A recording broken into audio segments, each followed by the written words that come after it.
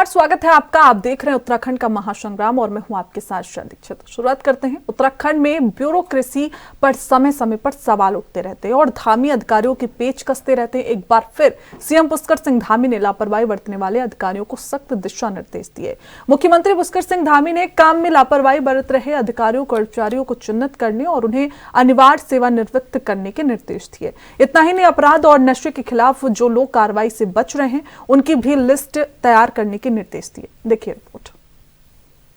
उत्तराखंड की धामी सरकार लगातार जीरो टॉलरेंस की नीति पर काम करके भ्रष्टाचार और भ्रष्टाचारियों को जड़ से खत्म करने में लगी है और प्रदेश के मुखिया पुष्कर सिंह धामी अधिकारियों को भी कई बार सख्त हिदायत दे चुके हैं कि अगर किसी भी अधिकारी ने अपना काम करने में ढिलाई बरती तो इस पर सख्त कार्रवाई की जाएगी। इसी क्रम में एक बार फिर सीएम धामी ने उच्च अधिकारियों के साथ बैठक की है। सीएम ने ऐसे कार्मिक को चिन्हित करके जो अपने दायित्वों का निर्वहन भली भांति नहीं करते हैं उन पर अनिवार्य सेवानिवृत्ति के लिए नियमानुसार कार्यवाही करने के निर्देश तो दिए ही हैं। साथ ही प्रदेश में सरकारी भूमि और लोगों की व्यक्तिगत भूमि पर कब्जा करने वालों और विभिन्न अपराधों में लिप्त वांछित अपराधियों की गिरफ्तारी के लिए विशेष अभियान चलाने के निर्देश दिए हैं। धामी ने त्योहारी सीजन को देखते हुए खाद्य पदार्थों में मिलावटखोरी को रोकने और बिजली चोरी को रोकने के लिए भी सघन अभियान चलाने के निर्देश दिए हैं। यानी धामी ने कई विभागों को निर्देशित किया है कि वो अपने काम के प्रति सजग रहें और ईमानदारी से अपना काम करें। नहीं, देखिए, कल माननीय मुख्यमंत्री जी ने बैठक लिया था और कानून व्यवस्था से संबंधित कई बिंदुओं पर उन्होंने निर्देश जारी किए थे। उसमें से एक बिंदु ये भी था कि कहीं अगर कोई राजकीय भूमि पर अवैध कब्जा करता है या किसी की व्यक्तिगत भूमि पर भी अगर अवैध कब्जा करता है तो उस पर सख्त कार्रवाई किया जाए और ऐसे लोगों को चिन्हित किया जाए ताकि जो सरकारी भूमि पर अतिक्रमण है उसको रोका जा सके। साथ ही साथ निजी भूमि पर भी अगर इस तरह का कोई गतिविधि करता है तो उस पर रोक लगाई जा सके। उन्होंने ये निर्देश दिए थे कि अगर कोई अपने पद पर रहते हुए, चाहे वो किसी भी पद पर है, अपने दायित्वों का निर्वहन ठीक से नहीं कर रहा है तो एक तो जहाँ कार्य के निष्पादन और निस्तारण में पर्याप्त उसमें दक्षता नहीं आ पाती है, वहीं दूसरी तरफ उस व्यक्ति के द्वारा अपने कार्य को रोकने से और कार्य को निष्पादित नहीं करने से उसकी अपनी जो जिम्मेदारियां हैं उसके निर्वहन करने में भी अक्षम है। तो ऐसे लोगों को चिन्हित किया जाए और उनको जो सेवा से जो हटाने की अनिवार्य सेवानिवृत्ति है उसके तहत कार्रवाई किया जाए ताकि दूसरे जो योग्य लोग हैं उनके लिए रिक्ति बन सके और उनको मौका मिल सके। नहीं, आने वाले समय में अलग अलग त्यौहार होने वाले हैं और उसमें जो खाद्य पदार्थों में मिलावट की संभावना बढ़ जाती है क्योंकि मांग बढ़ती है और साथ ही साथ जो शहरों में ट्रैफिक जाम है उसको लेकर के उन्होंने निर्देशित किया कि इन दोनों बिंदुओं पर पर्याप्त कार्रवाई की जाए और सघन चेकिंग अभियान चलाया जाए। देखिए, माननीय मुख्यमंत्री जी के निर्देशानुसार और माननीय मंत्री जी के आशीर्वाद से अब इस बार हम लोग होली सीजन में हम लोग जो निरीक्षण वाला कार्यक्रम है उसको और हम लोग तेज करेंगे और इसी के दृष्टिगत हम लोगों ने विस्तृत गाइडलाइंस भी जारी किए हैं और इस बार हम लोग क्विक रिएक्शन टीम्स गठित करेंगे और जो किसी भी प्रकार का जो सूचना मिलता है मिलावटखोरी के संबंध में तो वो quick reaction team immediately spot पे जाएगी और तदनुसार आवश्यक कार्रवाई करेगी। इसके साथ साथ जो बाकी डिपार्टमेंट्स भी हैं तो उन डिपार्टमेंट्स का भी हम लोग सहयोग लेंगे और हमारी जो मोबाइल फूड टेस्टिंग लैब्स हैं वो भी जगह जगह घूमेंगी और ऐसी कहीं सूचना हमें प्राप्त होती है जहाँ पे मिलावटखोरी हो रही है तो वहाँ पे तत्काल जाके वो फूड सैम्पलिंग करेगी और सैम्पलिंग के रिजल्ट के बेसिस पे हम लोग आवश्यक कार्रवाई अमल में लाएंगे। बॉर्डर इलाकों में हमारा कोऑर्डिनेशन रहता है with the other states also और इसी के क्रम में मुख्य सचिव महोदया से एक लेटर भी गया हुआ है बाकी संबंधित चीफ सेक्रेटरीज को कि जो भी बॉर्डर पोस्ट हैं वो कोऑपरेटिव मोड में उत्तराखंड गवर्नमेंट के साथ काम करें और पिछली बार भी हम लोगों ने बॉर्डर स्टेट्स के साथ मिलकर काम किया था और बहुत सारे जो नकली माल है उसको हम लोगों ने जब्त किया था और ये कोऑपरेशन इस बार भी जारी रहेगा। आपको बता दें कि सीएम धामी ने ड्रग्स फ्री उत्तराखंड बनाने के लिए भी संबंधित विभागों को निरंतर अभियान चलाने और पुलिस द्वारा राज्य के सीमावर्ती क्षेत्रों में नियमित सघन चेकिंग अभियान चलाने के भी निर्देश दिए हैं। सीएम धामी ने संबंधित विभाग को निर्देश दिए हैं कि एनडीपीएस एक्ट के तहत अपराधियों की सूची बनाकर नशे के कारोबार में लिप्त लोगों पर कड़ी कार्रवाई की जाए। धामी ने डीजीपी को राज्य में यातायात प्रबंधन की दिशा में विशेष प्रयास करने और ट्रैफिक जाम से लोगों को निजात दिलाने सहित पुलिस को रात्रिकालीन गश्त बढ़ाने के भी निर्देश दे दिए हैं। सीएम धामी ने अधिकारियों को निर्देशित किया है कि राज्य के युवाओं को रोजगार के साथ स्वरोजगार से जोड़ने की दिशा में भी और बेहतर प्रयास किया जाए। आपको बता दें कि सीएम धामी प्रदेश को देश के अग्रणी राज्यों में शुमार करने के लिए लगातार प्रयासरत हैं और लगातार अधिकारियों के पेंच कसते रहते हैं। यही कारण है कि आज उत्तराखंड की देश में अलग पहचान बनी है और धामी ही के प्रयास से प्रदेश में यूसीसी लागू हुआ है। अब देखने वाली बात यह है कि अधिकारी धामी के निर्देशों के पालन में क्या कार्रवाई करते हैं और जनता को इसका कितना लाभ मिलता है। एएनबी न्यूज के लिए देहरादून से तारिक अंसारी की रिपोर्ट।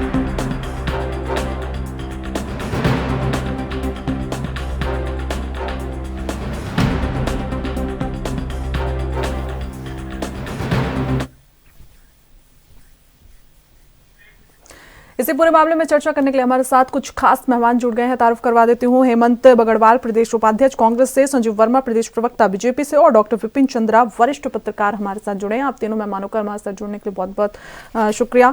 सबसे पहले शुरुआत मैं संजीव वर्मा जी आपसे कर लेती हूँ। संजीव जी, जो जीरो टॉलरेंस की नीति अब उत्तराखंड में बीजेपी सरकार लेके आ रही है, तो सवाल ये है कि क्या जो बड़े अधिकारी हैं उन पर भी ये कार्रवाई होगी या सिर्फ छोटे अधिकारियों तक सीमित रह जाएगी? जी संजीव जी। जी बोलिए। देखिए,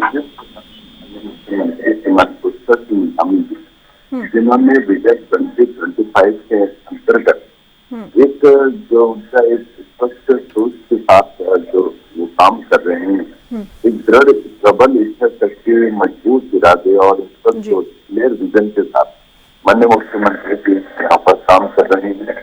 और कोई भी किसी भी प्रकार की काम में, अपने दायित्व में यदि कोई भी लापरवाही बरतता है, वो चाहे छोटे छोटा कर्मचारी हो, बड़े से बड़ा अधिकारी हो, या किसी भी क्षेत्र का जो उसके ऊपर दायित्व है, यदि वो अपने दायित्व के निर्वहन करने में किसी भी प्रकार से अक्षम रहता है, लापरवाही करता है या अपने कामों में ढीला हवाली करता है, तो ऐसे तमाम छोटे छोटे और बड़े से बड़े अधिकारी के ऊपर एक समान कार्यवाही की जाएगी। इस प्रकार का एक स्पष्ट निर्देश माननीय मुख्यमंत्री जी के द्वारा किया गया है।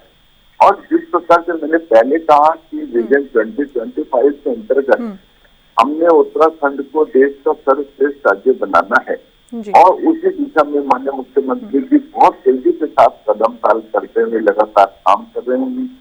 यहाँ का जो इंफ्रास्ट्रक्चर है, केंद्र और राज्य सरकार की जो तमाम योजनाएं, परियोजनाएं यहाँ पर इस समय 2 लाख करोड़ की गतिमान है, उसके ऊपर हम लोग लगातार काम कर रहे हैं। आप चाहे दिल्ली देहरादून एक्सप्रेस हाईवे की हम बात करें, चाहे तमाम रोडवेज की बात करें, चाहे नेशनल हाईवे की बात करें, चाहे दुनिया भर के हमारे जो नए नए पुल बन रहे हैं, नेशनल हाईवे बन रहे हैं, और तमाम योजना परियोजना जिस प्रकार से हमारा रेल परियोजना का काम लगभग 70% से अधिक पूर्ण हो चुका है, जहाँ पर पहाड़ों पर रेल चलने का एक सपना ही बना रहता था, उस सपने को भी हमारी सरकार, डबल इंजन की सरकार लगातार एक साकार रूप देने जा रही है। तो हमारी सरकार जिस हिसाब से काम कर रही है, हम लोग केवल वायदे नहीं करते, हम वायदों को साकार भी करते हैं, उन्हें मूर्त रूप देने का भी काम करते हैं। और उसमें जो भी व्यक्ति या जो भी कोई यदि कोई कामों में रोड़ा बनने का काम करेगा, उसके ऊपर कड़ी से कड़ी, कठोर से कठोर कार्यवाही भी होगी। इस प्रकार का एक सख्त निर्देश माननीय मुख्यमंत्री जी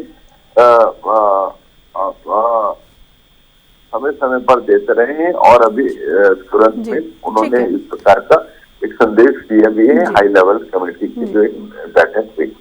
और जिस प्रकार से एक कीर्तिमान यहाँ पर स्थापित हुआ है वायदे निभाने का, एक नई कार्य संस्कृति को जिस प्रकार से माननीय मुख्यमंत्री जी के द्वारा जन्म दिया गया है, और ये तभी संभव होता है जब एक प्रबल इच्छा शक्ति, मजबूत इरादे, सोच के साथ हम सभी लोग काम करें और जिस प्रकार से माननीय मुख्यमंत्री जी काम कर रहे हैं, जो कहा तो किया, और इसी वजह से एक जो विश्वास का वातावरण उत्तराखंड में बना है।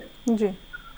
आप ये देखिए, अभी जो हमारे 2022 के चुनाव हुए थे, उस समय हमने जनता के साथ जितने भी वायदे किए थे, चाहे सबको समान न्याय के लिए यूसीसी की बात हो, उत्तराखंड में जन भावनाओं का सम्मान की रक्षा के लिए सशक्त भू कानून की बात हो, माफिया मुक्त उत्तराखंड के लिए लगातार जो हम युवाओं ने अपना एक विश्वास पूरी तरह से गंवा दिया था परीक्षाओं के ऊपर कि हम जो भी परीक्षाएं देंगे वो पेपर लीक भी हो सकता है, पेपर आउट भी हो सकता है और नकल माफियाओं की भेंट भी चढ़ सकता है।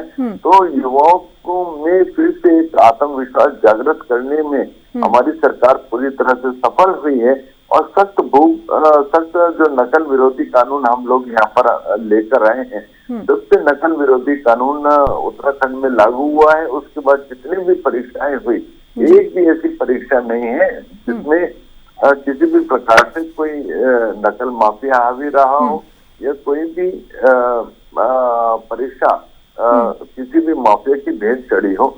तो युवाओं के अंदर जो एक आत्मविश्वास का भाव वो भी हमारी सरकार के द्वारा जागृत हुआ है। लव लैंड जिहाद, थ्रू जिहाद और जो डेमोग्राफिक चेंज, ये तमाम तरह के जो जिहाद यहाँ पर चल रहे थे उससे भी मुक्ति पाने के लिए कठोर धर्मांतरण कानून हमारे यहाँ लागू हुआ। ठीक है संजीव जी, अभी हेमंत जी से पूछ लेते हैं। हेमंत जी, ये कदम, ठीक है संजीव जी, एक सेकंड। 10% आरक्षण की बात करी थी, वायदा किया था 10% हमने आंदोलनकारियों को आरक्षण देने का काम किया। हमने 30% जो मातृशक्ति को क्षैतिज आरक्षण की बात करी थी, उसके ऊपर हमारी सरकार पूरी तरह खरी उतरी है। 20,000 युवाओं को सरकारी नौकरी देने वाला उत्तराखंड देश का पहला ऐसा स्टेट बना है जो मात्र 2 वर्ष की अल्पावधि में 20,000। ठीक है संजीव जी, ठीक है, जीरो टॉलरेंस की बात कर रहे थे। ठीक है संजीव जी, उपलब्धियां आपने बहुत सारी गिनवा दी। हेमंत जी, देखिए जो बीजेपी का ये कदम है उत्तराखंड के लिए, आपका इस पर क्या स्टैंड है? आपको लगता है कि क्या ये इतना आसान होगा बीजेपी के लिए?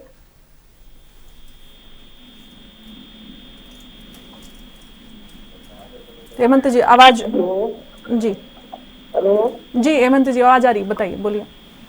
अच्छा स्नेहा जी, उससे आवाज बिल्कुल साफ नहीं आती है, हम क्या बोले आवाज, इसकी आवाज साफ नहीं आती है तो हम पिछले तो प्रश्न का इनके उत्तर का आंसर देंगे। मेरी आवाज आ रही है आप तक? मेरी आवाज पहुंच रही है? अब आ रही है, अब आ रही है जी। ठीक है, बीजेपी जिस तरीके से उत्तराखंड में जीरो टॉलरेंस की बात कर रही है, पूरी तरीके से भ्रष्टाचार को हटाने की बात कर रही है, आपका इस पर क्या स्टैंड है? क्योंकि समय समय पर आप लोग आरोप लगाते रहते हैं कि बहुत सारी लापरवाही बीजेपी की तरफ से उत्तराखंड में देखी जा रही है। देखिए, हम आरोप वही लगाते हैं जो आरोप लगाने के लायक होता है।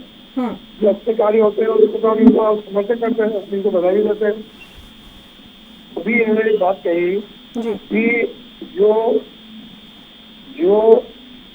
राज्य उत्तराखंड राज्य आंदोलनकारी है, जिनकी बदौलत उत्तराखंड राज्य आज बना है, अगर उत्तराखंड राज्य अगर नहीं बना होता तो उत्तराखंड इन परिस्थिति में नहीं होता जिन परिस्थितियों में आज है। क्योंकि पूरे उत्तर प्रदेश के साथ उत्तराखंड का 5% ऐसा 10% जगह उत्तराखंड में आता था, यानी कि इस इलाके में आता था। लेकिन हाँ, इनकी सरकार ने बहुत बढ़िया काम किया कि जिन्होंने उत्तराखंड राज्य बनाया, जिनकी बदौलत इसमें डेवलपमेंट हो रहा है, तो इन्होंने उनकी पेंशन तो 4,500 रुपये तो बढ़ाई नहीं। और जो पेंशन लागू की है वो हमारे पूर्व मुख्यमंत्री श्री हरिचंद्र सिंह रावत जी ने की है। सबसे पहले मैं उनको बता देना चाहूंगा।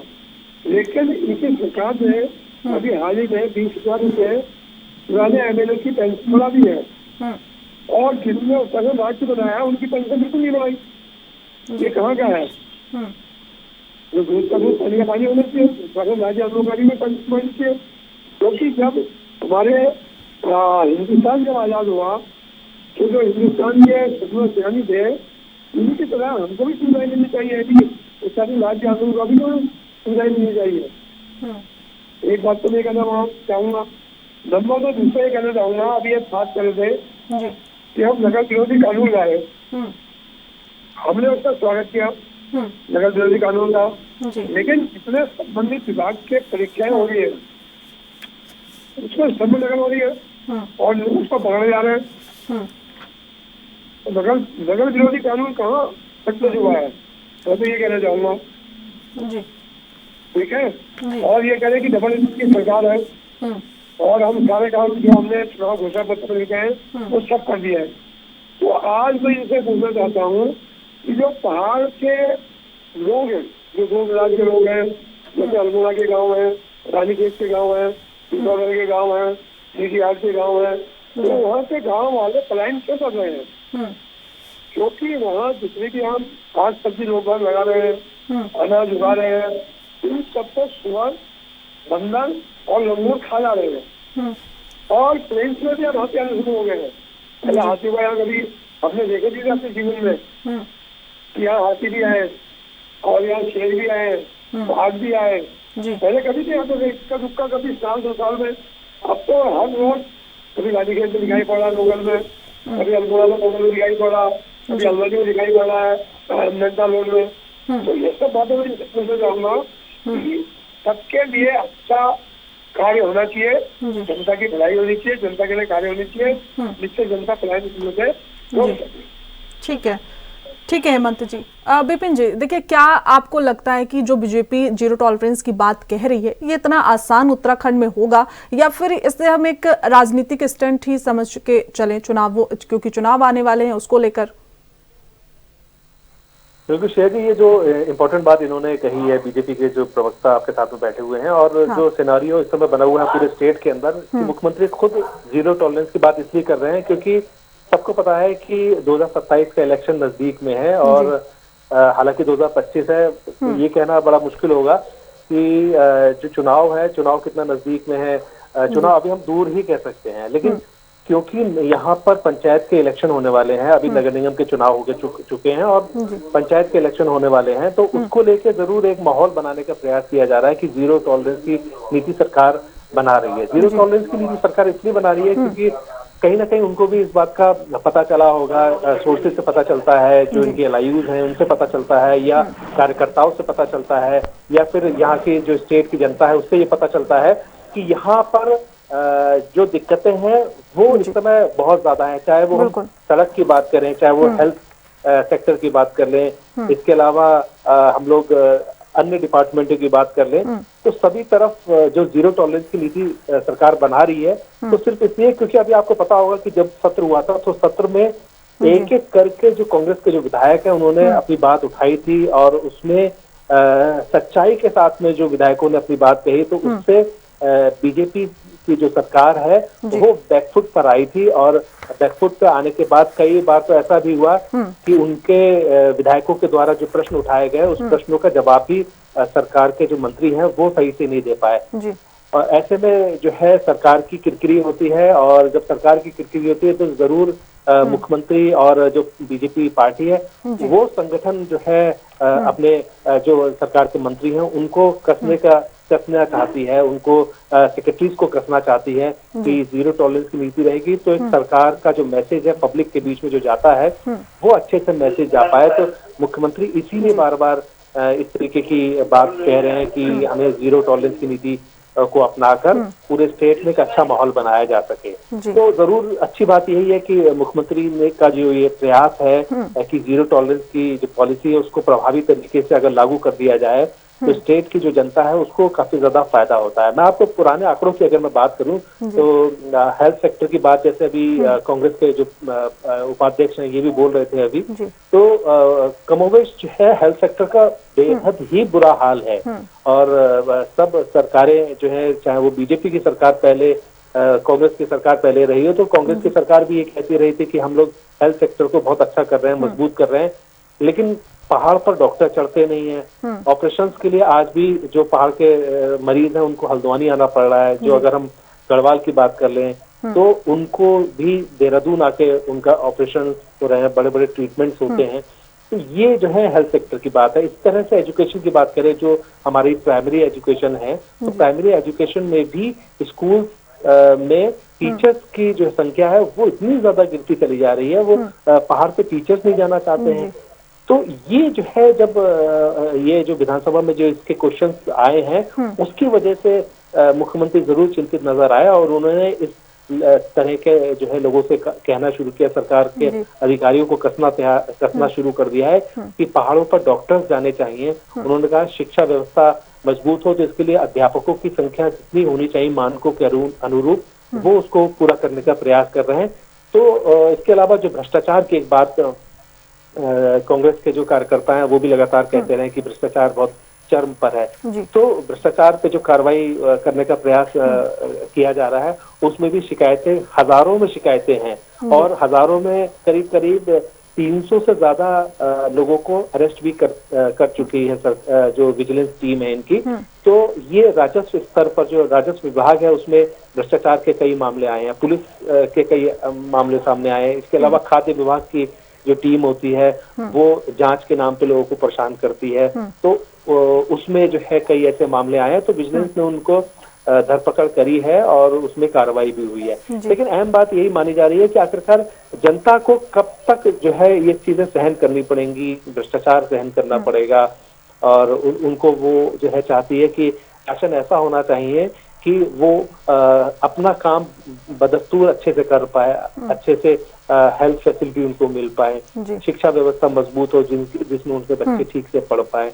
इसके अलावा रोड की जो समस्याएं हैं वो समाधान उसका हो पाए। इसके अलावा लाइसेंसिंग प्रणालियां हैं उसमें काफी ज्यादा समस्याएं लोगों को आती हैं। तो ये जो है मुख्यमंत्री का कहना है कि ऐसे कसेंगे वो तो जरूर ही कहीं ना कहीं प्रभाव जरूर पड़ेगा उससे अधिकारियों को, क्योंकि अधिकारियों को बोला जाता है कि ये बिगड़ैल घोड़े होते हैं और हम लोग भी लगातार सुनते रहे हैं कि बिगड़ैल घोड़े होते हैं, उसमें घुड़सवार अच्छा होगा तो सवारी अच्छी होगी तभी जब घुड़सवार अच्छा होगा। तो जाहिर सी बात है कि मुख्यमंत्री अब अंकुश लगा रहे हैं उन अधिकारियों को जो निरंकुश अधिकारी हैं, उनके कान पकड़ने का प्रयास किया गया है जीरो टॉलरेंस की नीति को लेकर। मैं अभी उधम सिंह नगर से आपको बात बताता हूं कि उधम सिंह नगर में और हरिद्वार में जो क्राइम को कंट्रोल करने के लिए जो गवर्नमेंट ने पॉलिसी अपनाई है, एक लंगड़ा नाम की एक इन्होंने योजना चलाई है कि लंगड़ा जो है उसको करा जाएगा जो अपराध करके भाग जाते हैं और वो जो है कहीं ना कहीं दूसरे प्रदेशों में आके छुप जाते हैं। तो एसएसपी ने और उधम सिंह नगर एसएसपी और हरिद्वार एसएसपी ने इस पॉलिसी को इस तरीके से लागू कर दिया है कि अगर कोई अपराधी भागने का प्रयास करेगा तो उसके पैरों पे गोली मारी जाएगी और मतलब एक मारी क्या जाएगी, सीधे सीधे मुठभेड़ की बात वो कही जा रही है। तो मुठभेड़ जहाँ अक्सर आप देख रहे होंगे कि अभी अभी हरिद्वार में भी एक मैटर हुआ था कि 8 साल की बच्ची के साथ दुष्कर्म का प्रयास किया गया था। तो कल ही का मामला है वो, उसमें जो आरोपी था मुठभेड़ में उसके पैर पे गोली पड़ी, उसको अरेस्ट कर लिया गया। तो बहुत अच्छा मैसेज संदेश सरकार का जाता है कि पुलिसिंग मजबूत हो रही है और इससे इस तरीके के जो अपराध है उस पर तो अंकुश लगेगा ही। और साथ में जो प्रदेश के अंदर जो लोग हैं उनके अंदर भी भय का जो माहौल था वो भय का माहौल निकल जाएगा उनके उससे और वो सुरक्षित वातावरण में जीने की बात जो कहते हैं वो उनका पूरा हो पाएगा। बिल्कुल ठीक है। हेमंत जी देखिए, आप लोग कहीं ना कहीं ये चीज तो मान रहे हैं ना कि लापरवाही हुई है, जो अधिकारी हैं वो लापरवाही बरतते हैं और जब इतना ठोस कदम उठाने की जरूरत पड़ रही है तो आप ये भी स्वीकार करते होंगे कि कितने बड़े पैमाने पर ये लापरवाही होती रही है। तो इससे पहले क्यों कोई ठोस कदम आप लोगों ने नहीं उठाया अभी तक?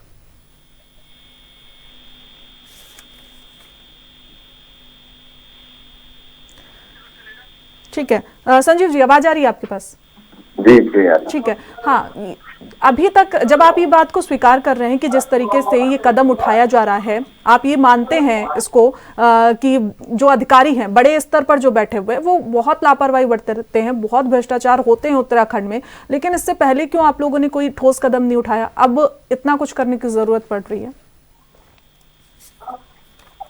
देखिए, सरकार समय समय पर मॉनिटरिंग करती है और जहाँ पर भी किसी भी प्रकार की कोई हीला हवाली दिखाई देती है जी, इसमें लापरवाही दिखाई देती है, वो चाहे जानते पूछते हो या अनजाने में। ऐसी तमाम लापरवाही और ऐसे तमाम अधिकारियों के ऊपर और कर्मचारियों के ऊपर जो अपना दायित्व का निर्वहन अच्छे से नहीं कर रहे हैं, और जो जिनकी वजह से सरकार की छवि धूमिल हो या सरकार के जो काम है, चाहे जो हमारी डबल इंजन की सरकार चल रही है, जो हमने जो एक नई कार्य संस्कृति को जन्म दिया है कि हमने टाइम बाउंड तमाम योजना परियोजनाओं को पूर्ण करना है। आज एक तो इस प्रकार के जो सरकार की किसी भी योजना परियोजना में फलीता लगाने का जो भी काम करेगा, उसमें चाहे छोटे छोटा कर्मचारी हो, चाहे बड़े से बड़ा अधिकारी हो। संजीव जी, देखिए, जहां तक मुझे पता है पिछले साल जो यूके एसएससी को लेकर घोटाला हुआ था, एनएच जो घोटाला हुआ था, उस पर तो अभी तक किसी भी अधिकारी पे कोई भी कार्रवाई नहीं की गई है। 1 साल हो गए उस बात को। शेर जी, देखिए तमाम यहाँ पर जीरो टॉलरेंस की हमारी सरकार है, और जो भी कर्मचारी, जो भी अधिकारी किसी भी अपराध में, किसी भी लापरवाही में या किसी भी मैं सोचता हूँ उसके ऊपर कोई भी एलिगेशन है, उसके ऊपर इंस्टेंटली कार्यवाही हो रही है। और ऐसे कई, मैं सोचता हूँ दर्जनों कर्मचारी अधिकारी जिनको जेल की सलाखों के पीछे भेजने का काम हमारी सरकार कर चुकी है। और हमारी सरकार का एक प्रमुख उद्देश्य ये है कि जनता से जो अपेक्षाएं सरकार के प्रति है, उन तमाम अपेक्षाओं पर हमारी सरकार पूरी तरह से खरी उतरे। जीरो टॉलरेंस की नीति पर हमारी सरकार काम कर रही है। ड्रग फ्री स्टेट बनाने की दिशा में हम लोग बहुत तेजी के साथ काम कर रहे हैं। तमाम पुलिस महकमे में जो हमारे थानाध्यक्ष हैं, थानाध्यक्ष तक को पूरी तरह से उसके ऊपर जिम्मेदारी एक तरह से नियत कर दी गई है कि यदि आपके क्षेत्र में किसी भी प्रकार का कोई भी ड्रग पेडलर, कोई भी ड्रग को बेचने में या किसी भी उसमें लिप्त पाया जाता है, तो उसके ऊपर सीधी कार्यवाही उस थाना क्षेत्र के तमाम अधिकारी उसके लिए जिम्मेदार होंगे। तो मैं सोचता हूँ चाहे पुलिस विभाग की बात हो, पुलिस विभाग के ऊपर भी अपराध पर लगातार जो अंकुश लगाने के लिए और अपराधियों में भय का एक माहौल, एक ऐसा वातावरण बने, उसके लिए भी पुलिस को सख्त निर्देश दिए गए हैं। और पुलिस ने अपना जो जिस प्रकार से सख्ती दिखाने का काम किया है, उससे मैं सोचता हूँ अपराधियों के हौसले भी पस्त होंगे और उत्तराखंड में अपराध का ग्राफ भी बहुत तेजी के साथ गिर रहा है और आगे इसमें और भी ज्यादा गिरावट देखने को सामने आएगी। इस प्रकार से जो ट्रैफिक का लगातार दबाव बना है और उस ट्रैफिक के लगातार दबाव को देखते हुए जहाँ जाम की स्थितियां कई बार हमारे को देखने को मिलती है, उससे निजात पाने के लिए सरकार ने रिंग रोड के लिए तमाम प्रोजेक्ट के ऊपर काम आरंभ कर दिया गया है।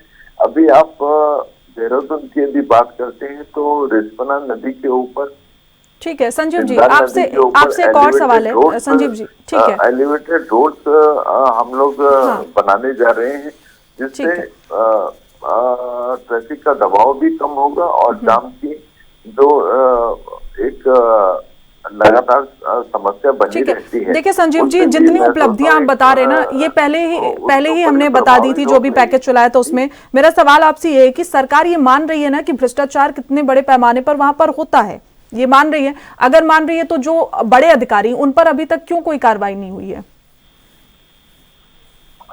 शेर जी, देखिए मैंने आपको पहले भी कहा, हमारी सरकार जीरो टॉलरेंस की नीति पर काम करती है। यदि कहीं से किसी भी प्रकार की एक हल्की सी भनक भी लगती है कि कहीं पर भ्रष्टाचार की कोई बात आ रही है, तो हमारी सरकार इंस्टेंटली उसका संज्ञान लेती है। अभी माननीय मुख्यमंत्री जी का जो पोर्टल है, जिसमें आम जनता के लिए वो खुला है कि किसी को भी, किसी भी कर्मचारी अधिकारी की प्रति कहीं पर भी एक लेश मात्र भी कोई संदेह है या किसी भी प्रकार की उनसे शिकायत है तो उसकी शिकायत आप माननीय मुख्यमंत्री जी के पोर्टल पर दे, उसके ऊपर इंस्टेंटली कार्यवाही होती है, विजिलेंस कार्यवाही भी होती है और तमाम इस प्रकार की कार्यवाही होती है तो ताकि जनता के मन में एक आत्मविश्वास जागृत हो। सरकार जनता के लिए है और जनता के तमाम हितों का ध्यान रखना वो भी सरकार का एक नैतिक कर्तव्य भी है और हम अपने कर्तव्य का भली भांति उसका पालन भी करते हैं। हम रोजगार स्वरोजगार की बात करें, अभी मेरे कांग्रेस के मित्र क्या पलायन की बात कर रहे थे। श्रीमान जी 10 साल आपको भी सरकार चलाने का अवसर मिला, न तो आपने आंदोलनकारियों की जो पेंशन है उसके ऊपर कोई काम किया, न आपने मातृशक्ति को जो हमने 30% आरक्षण दिया उसके ऊपर आपने कोई काम नहीं किया, आपने पलायन के ऊपर लेश मात्र भी काम नहीं किया और आपने कुछ किया तो केवल और केवल भ्रष्टाचार किया, आपने कुछ किया तो केवल और केवल घोटाले किए। आपने सचिवालय के चतुर्थ तल पर जिस प्रकार से लगातार आपकी सरकार जहां पर लिप्त थी, आप लगातार घोटाले पे घोटाले कर रहे थे जो किसी से छुपा नहीं है और आप उंगली उठाते हैं हमारी सरकार के ऊपर। हमारी सरकार तो लगातार काम कर रही है श्रीमान जी। 2 साल में 20,000 से ज्यादा हम सरकारी नौकरी देने वाला उत्तराखंड देश का पहला स्टेट बना है जहाँ बेरोजगारी ठीक है संजीव जी, एक बार हेमंत जी से पूछ लेते हैं। ठीक है संजीव जी, देश में न्यूनतम है। आप पलायन की बात कर रहे हैं तो होम स्टे जैसी योजना लागू करके, सोलर प्रोजेक्ट लागू करके, हॉर्टिकल्चर, एग्रीकल्चर और फ्लोरिकल्चर, फल पट्टी, तमाम इस प्रकार की योजनाएं लागू करने वाला उत्तराखंड देश का पहला ऐसा हेमंत जी देखिए कह रहे हैं जब आप संजीव जी कह रहे हैं कि जब प्रभावी रोक संजीव जी एक सेकंड, ठीक है हेमंत जी, संजीव जी कह रहे हैं कि जब आप लोग सत्ता में थे तब तो आपने कुछ भी नहीं किया, तो फिर आपको कोई अधिकार ही नहीं है सवाल उठाने का। अभी जैसे वर्मा जी कह रहे हैं शायद, हेलो जी आवाज आ रही है, बोलिए। शायद वर्मा जी को ये पता नहीं है कि जब 2000 में उत्तराखंड राज्य बना तो उस समय उत्तराखंड राज्य बनाने में भारतीय जनता पार्टी के लोग कहाँ थे उत्तराखंड राज्य आंदोलन में? उस समय यूकेजी के लोग थे, महिलाएं थी, कर्मचारी थे और आपके स्टूडेंट थे। उस समय इन लोगों का बहुत से बहुत 5-7% का प्रतिनिधित्व होगा, नंबर 1 बात। नंबर 2 बात कह रहे हैं कि कांग्रेस से क्या किया 10 साल में। मैं इनसे पूछना चाहता हूँ कि अगर प्रथम मुख्यमंत्री 2002 में स्वर्गीय पंडित नारायण तिवारी नहीं बने होते तो आज उधम सिंह नगर, शक्तिवारम, सितारगंज, हरिद्वार, चिटकुल का कहाँ आभार होता, चिटकुल कहाँ बना हुआ होता। तो इनसे ये पूछते कि जो इस्लाम में चिटकुल बनाया है, जो प्रोडक्शन उन्होंने माननीय पूर्व मुख्यमंत्री स्वर्गीय पंडित नारायण तिवारी ने जो किया है, इनका इन्होंने आभार करना चाहिए व्यक्त और उसको इन्होंने याद करना चाहिए। इनके नाम पर कोई चीज नहीं चाहिए। और दूसरी बात मैं ये कहना चाहूंगा कि ये कहने की भ्रष्टाचार नहीं हुआ है। बस रानीखेत में एग्रीकल्चर डिपार्टमेंट में चल रहा था तो उसमें कितने करोड़ का घोटाला हुआ, अभी तो उसमें क्या हुआ भाई, नैनवाल जी का नाम आ रहा था, उसमें क्या कार्रवाई हुई। और नंबर 3 बात ये कह रहे हैं कि हमने बहुत कुछ किया है। इन्होंने इतना जरूर किया है कि विकास प्राधिकरण को जगह जगह लागू कर दिया और विकास प्राधिकरण ने जनता को लूट रही है, जनता के ऊपर कम डाल रही है।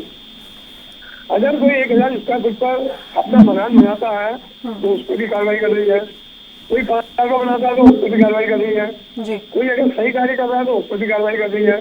तो ये भ्रष्टाचार ये तो क्या है, सब इनसे पूछे जाते हैं। और आज जो जमीनी की कीमत गरीब आदमी जमीन नहीं खरीद सकता है, गरीब आदमी गाड़ी नहीं ले सकता है, गाड़ियों का टैक्स इतना ज्यादा बढ़ा दिया है परसेंटेज। आज 10 लाख तक की गाड़ी में 8% उत्तराखंड में और 10 लाख से ऊपर की गाड़ियों का टैक्स 10% है, जबकि पहले 1%, 2%, 1.5% हुआ करता था। तो टैक्स, इसी टैक्स तो एक गवर्नमेंट करा रही है भाई, इतना टैक्स बढ़ा दिया है, इसी टैक्स से गवर्नमेंट करा दिया है। इनका ये अपने आप क्या उन्नति कर रही है, ये क्या काम कर रही है जिससे कि इनके पास पैसा आए। नंबर 2 बात, जो पहाड़ के स्कूल है उन स्कूलों की हालत इतनी खराब है कि वहाँ टीचर्स भी पूरे नहीं है, और टीचर तो है भी तो ड्यूटी में ज्यादा नहीं है। नंबर 3 बात, आज 2027 का चुनाव होने वाला है, उससे पहले 2025 में जिला निकाय के चुनाव होने वाले हैं।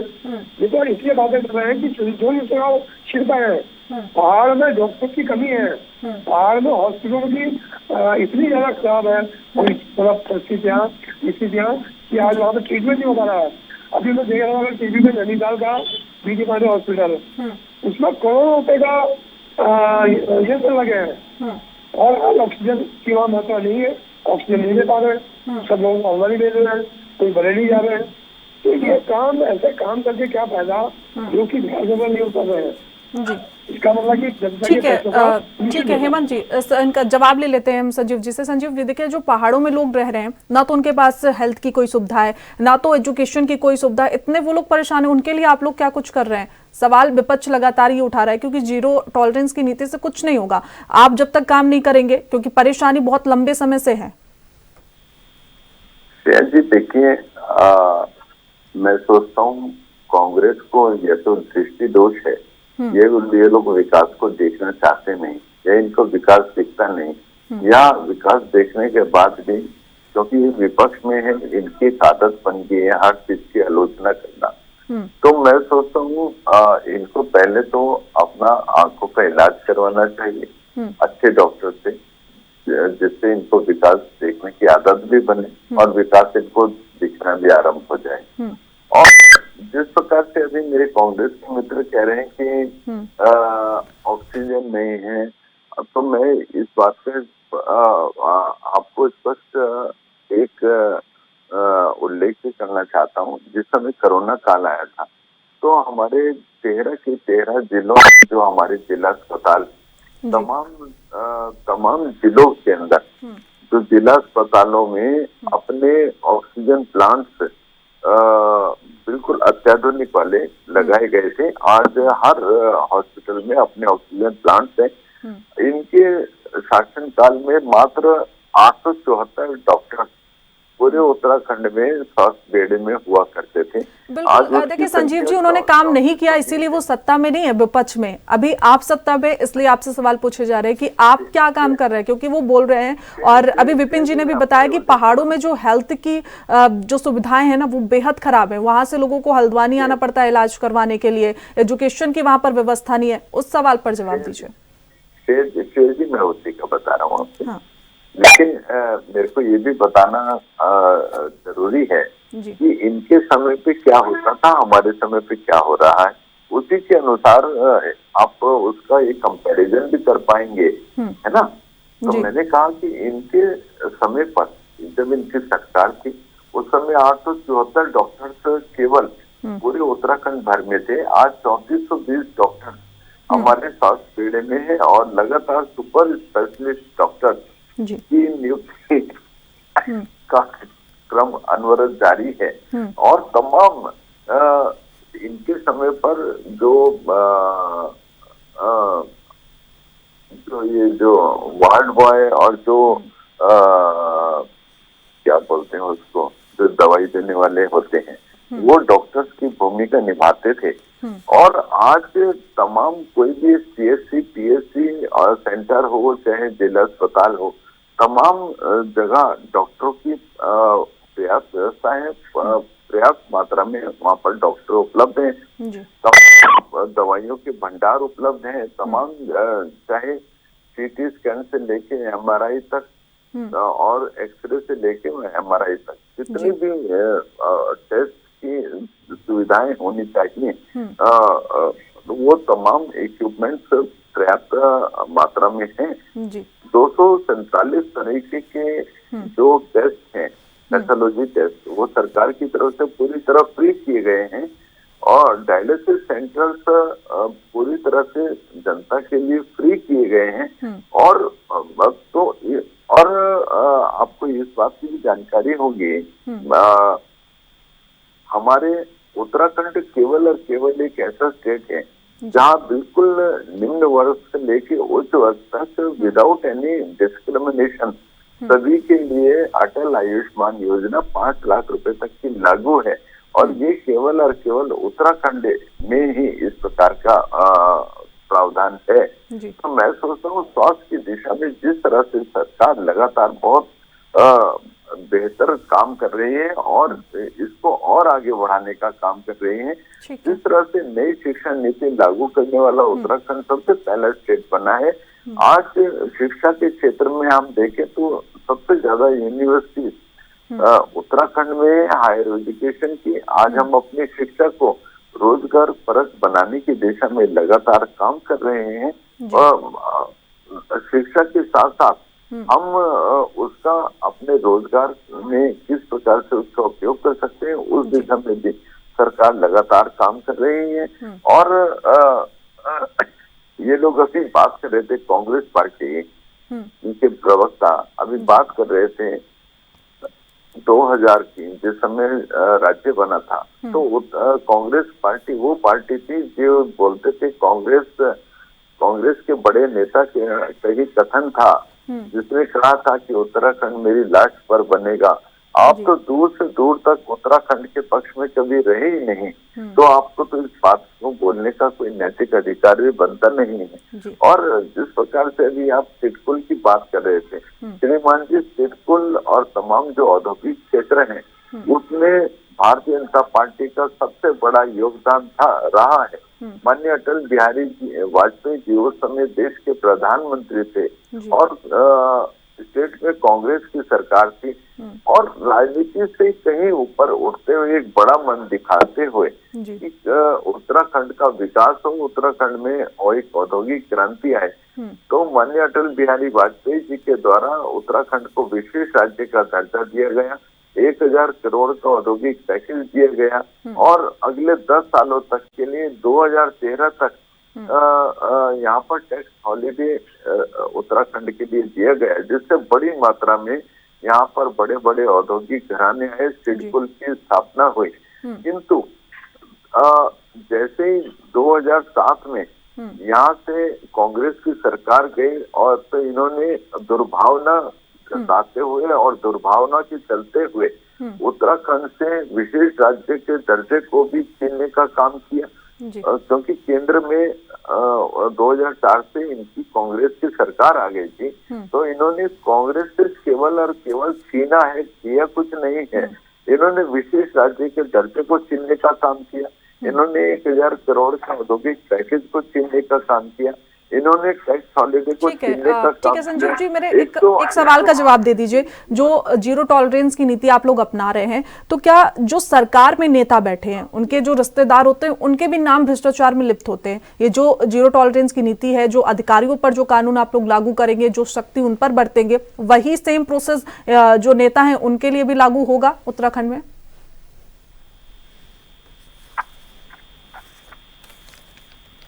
ठीक है संजीव जी, आवाज आ रही है? जी बोलिए। देखिए मैंने कहा भारतीय जनता पार्टी हम चाहे अटल बिहारी वाजपेयी जी से आरंभ करें, क्योंकि अटल बिहारी वाजपेयी जी ने उत्तराखंड नए राज्य का सृजन किया और माननीय मोदी जी उत्तराखंड को संवार रहे हैं, यहाँ को विकास को नए पंख लगा रहे हैं एक नई ऊर्जा के साथ, जहाँ ऊर्जा क्षेत्र में लगातार नई नई परियोजनाएं उत्तराखंड को मिल रही हैं। हम चाहे कुमाऊं सेक्टर की बात करें, चाहे हम गढ़वाल सेक्टर की बात करें, चाहे हम छोटी छोटी योजनाएं परियोजनाओं की बात करें ऊर्जा क्षेत्र की, चाहे हम बड़ी योजना परियोजना की बात करें, जो उत्तराखंड को बिजली के मामले में, विद्युत के मामले में पूरी तरह से आत्मनिर्भर बनाने की दिशा में सरकार लगातार काम कर रही है। जहां हमारे माननीय मुख्यमंत्री जी जो संवेदनशील मुख्यमंत्री के रूप में हम सोचते हैं, उनको पूरे देश भर में नहीं ख्याति संजीव जी, प्राप्त आप हुई सवाल है। नहीं समझ पाए, सवाल नहीं समझ पाए। मैं ये पूछ रही थी कि जो सख्ती अधिकारियों के प्रति बरती जाएगी, जीरो टॉलरेंस की नीति जो सरकार अपना रही, क्योंकि लगातार भ्रष्टाचार के जो मुद्दे विपक्ष भी उठा रही है और वहां पर देख भी रहे हैं हम सब, तो इसके बाद अब जीरो टॉलरेंस की नीति आप लोग लेकर आए, तो जो राजनेता हैं, आपकी ही पार्टी के नेता, उनके रिश्तेदार भी कई भ्रष्टाचार करते हैं और नाम आते हैं, आपको भी पता है, क्या वही सेम सख्ती उन पर भी बरती जाएगी? प्रोसेस जो अधिकारियों के लिए है वही आपके जो राजनेता है उन पर भी लागू होगा?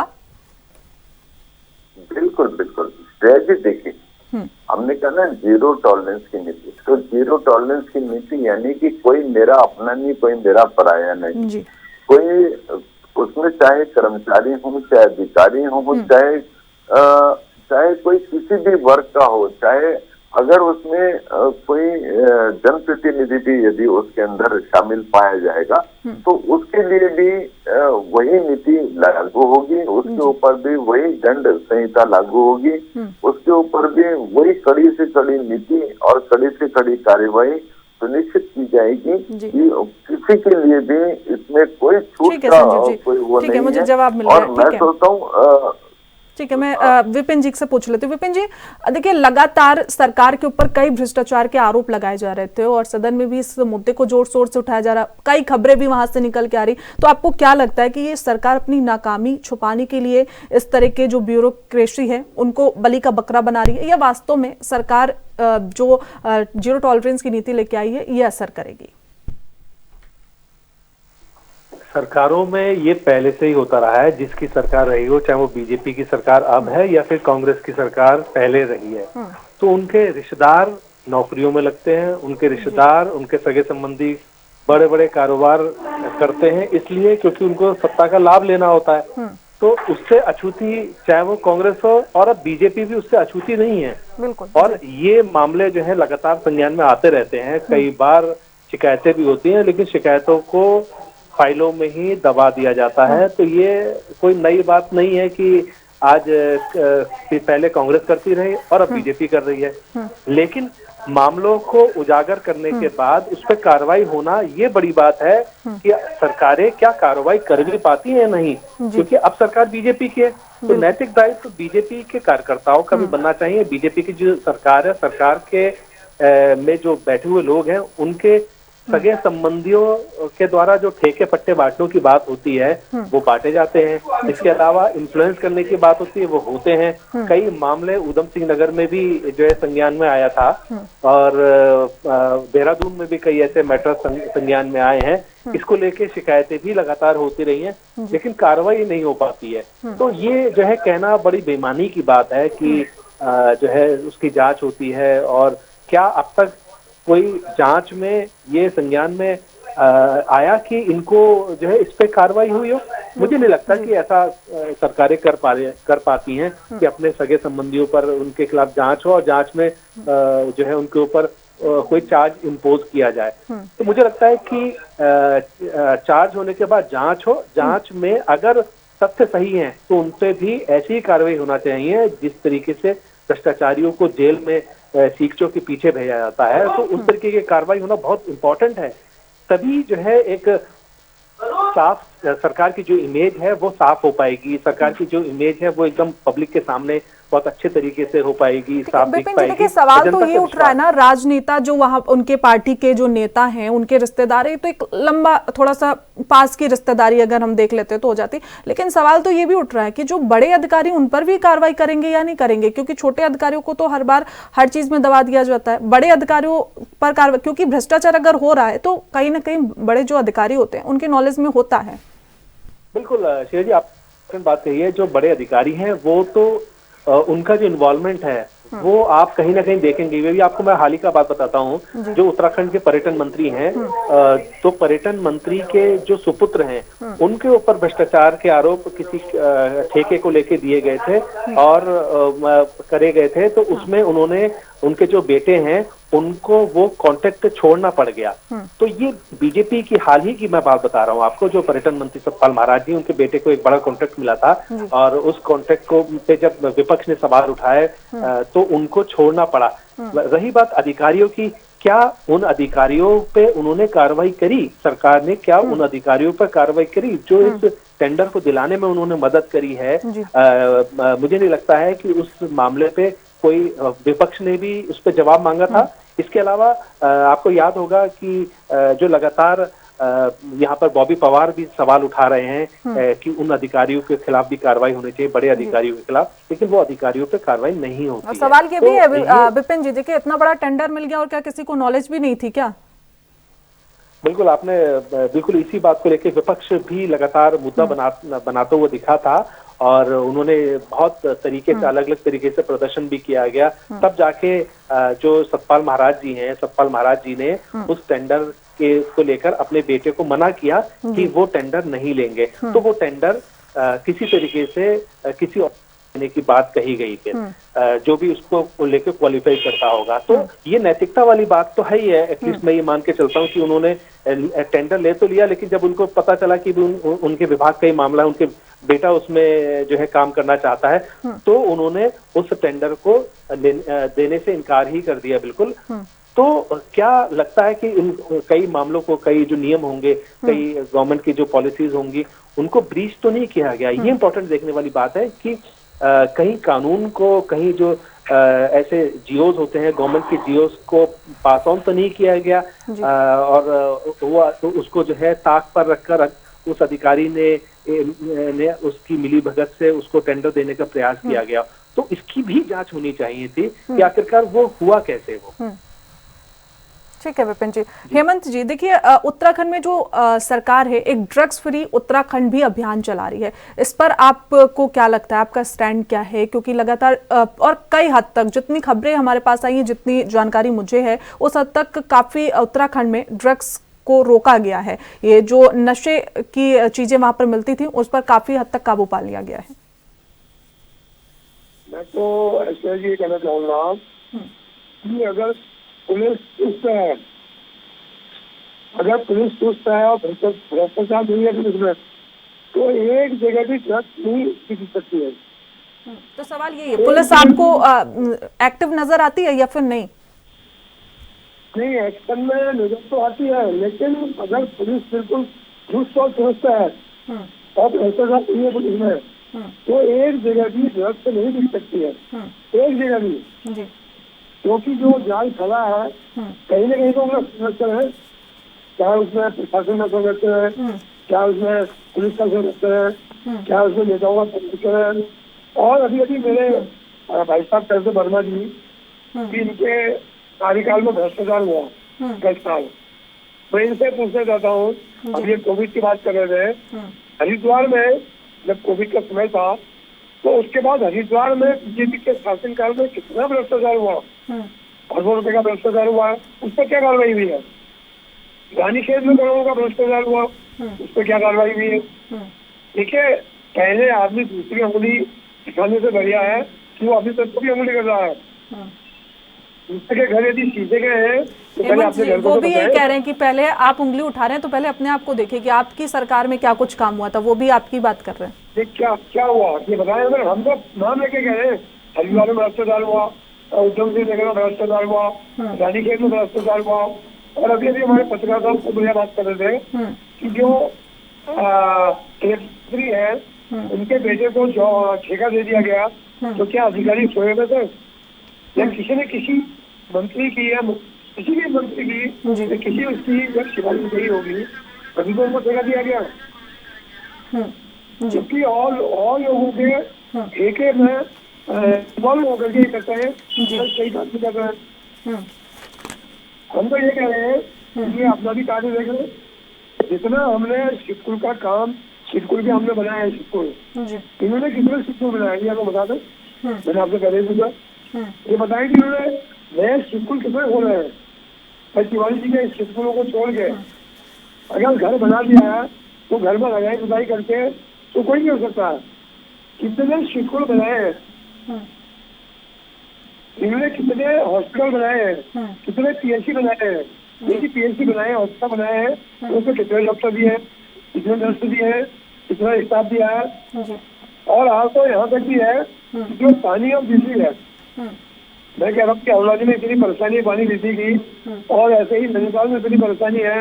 अल्मोड़ा हम गए थे तो वहाँ लोग कहते हैं हम 50 रुपये कमीशन खरीदते हैं, इतनी परेशानी रीति की, जबकि इनकी जबरदस्ती सरकार है, स्टेट की भी सरकार इनकी है और केंद्र की भी सरकार इनकी है। तो वे उन समस्याओं का समाधान क्यों नहीं करते हैं पानी बिजली की। और अभी घर घर जल योजना चल रही है, मैं उसका स्वागत करता हूँ। डीएम साहब के कैंप में मीटिंग में उठाया था, लेकिन मुझे ये बताएं कि घर घर जल और घर घर नल से पहले हमारी एक अमृत योजना की पाइपलाइन डाली गई थी घर घर। यदि इनके पास पानी की मात्रा पूर्ण है तो उसमें क्यों नहीं पानी दे रहे हैं, इतना बड़ा जनता का क्यों खर्च कर रहे हैं, नई पाइपलाइन क्यों डाल रहे हैं। जब अमृत योजना के पास घर घर जल घर घर नल की उससे पहले अमृत योजना पड़ी भी है घर घर में, तो उसको पानी क्यों नहीं दे रहे। कहने में और करने में बहुत फर्क है। इनके पीछे बढ़वाई है हमारे क्वेश्चन। ठीक है, बिल्कुल। संजीव जी, हेमंत जी और डॉक्टर विपिन जी हमारे साथ जुड़े थे। आप तीनों मेहमानों का हमारे साथ जुड़ने के लिए बहुत बहुत शुक्रिया। फिलहाल उत्तराखंड के महासंग्राम में बस इतना ही। देखते रहिए ANB न्यूज़।